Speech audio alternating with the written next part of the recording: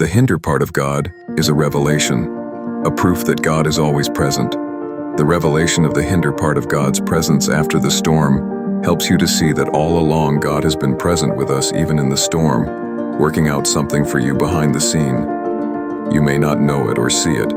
You may not even understand it or think about it, but all along He is there. Sometimes, God it is present, and yet we may not know. In Genesis chapter 26, verses 16, Jacob said, "God has been in this place, and I know it not." The revelation of the hinder part of God reveals to us that though we may not see God's in the storm, earthquake, fire, or moment of trials in our lives, He is present. 1 Kings 19, verses 11 through 12 points to us that God was neither in the wind, earthquake, nor fire.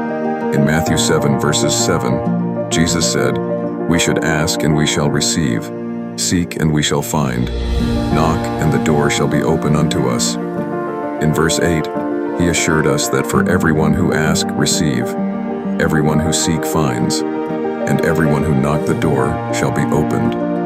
The deception of the devil is to make us believe that God never sees us, never hears us, and can never answer us.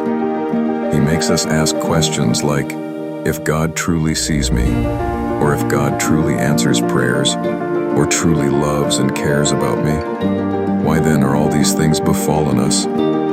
Where was He when things slipped from my hands? Where was He when people walked out of my life with my heart bleeding and left to die? I cried to God and soaked my pillow with tears while silence became my comfort. Where was God when my ship wrecked? Where was God when my loved ones died? Where was God when life made me go through the fire? The revelation of the hinder part of God answers the question.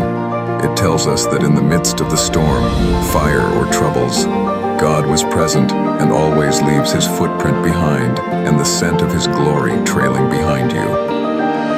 He hid you in the cleft of the rock when the storm has every right to swallow you up. Unknown to you, God saved you. He was there when the lion came to devour you and the fire to consume you. The hinder part of God reveals to us that behind every weight was God giving our lives a meaning.